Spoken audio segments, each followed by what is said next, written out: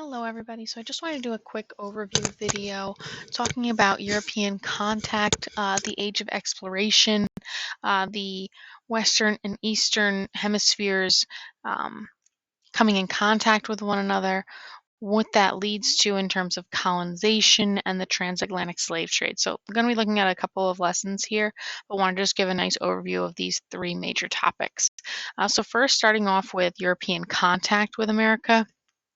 We spoke in class about the idea of how can you find something that's already been found, and recognizing that in the Americas there were civilizations, golden ages that we learned about. The Native American population had tribes with belief systems, with customs, religions, way of life, um, and recognizing that that all existed before Europeans came into contact with the Americas. So recognizing the Incas, the Mayas, the Aztecs, right? Those civilizations that we looked at earlier on in the year, and recognizing that those people existed and had magnificent discoveries before the Europeans came and colonized and took over this land. So the age of exploration, or the age of discovery, uh, loosely defined term, 15th century until the mid-17th century in European history, in which seafaring European nations explored regions across the globe, looking for new trade routes, new goods to trade. The age of exploration caused ideas, technology, plants, and animals to be exchanged around the world, and we see the rise of some of these European powers as a result of that. So again, just looking at the age of exploration as a turning point, where we have the encounter between the old world, in air quotes, Africa, Asia, and Europe, and the new world, North and South America. We look at how that will be impacted, how explorers will come for conquest and decimating and enslaving the indigenous population, and exploiting the resources that are available in North and South America. When we talk about resources, we think about mercantilism, right? That system, the economic system that will exist as a result, where mother countries will colonize, they will have a colony, and the mother country will take the raw materials from the colony, like gold, silver, fur, lumber, and then they will make a manufactured good out of that product, selling it back to the colony or other nations, and making all of the profit for themselves.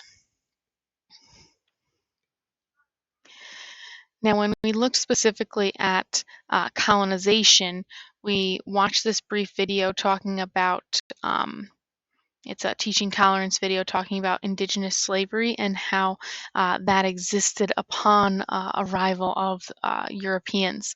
So recognizing that the system of enslavement of indigenous peoples began at this point in colonization.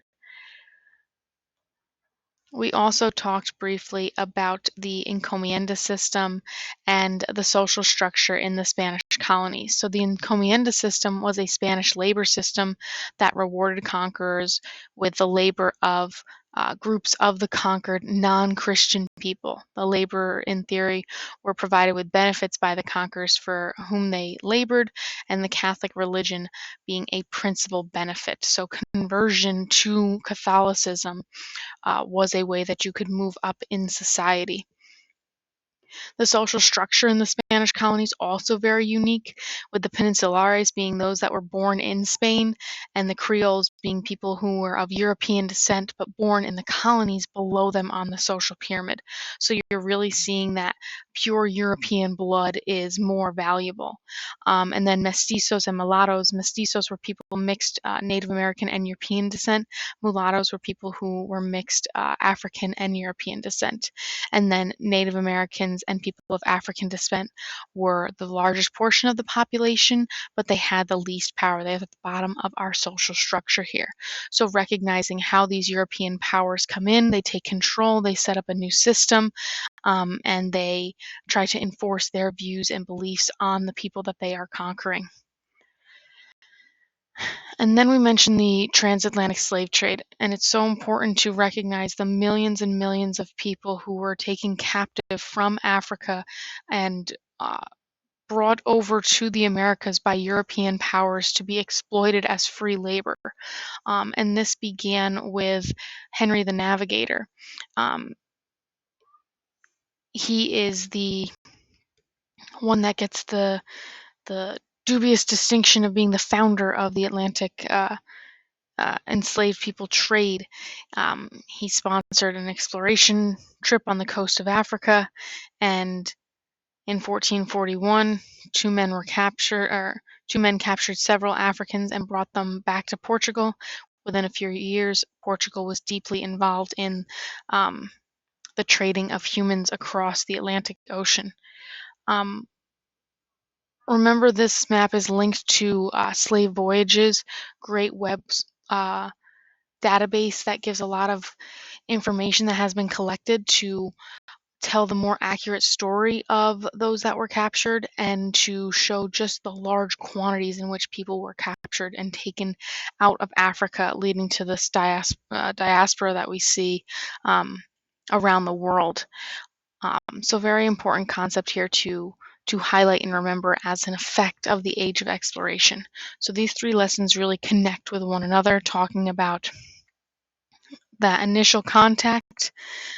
We talked about Columbus's diary entries, and we looked at some of the points in his diary where he talks about how easy it will be to conquer the native population in the colonies that they are establishing, that they plan to establish in the Americas, and how Europeans will structure their society, and how it leads to the exploitation and capture of millions of humans from Africa and being brought over to the Americas by European powers.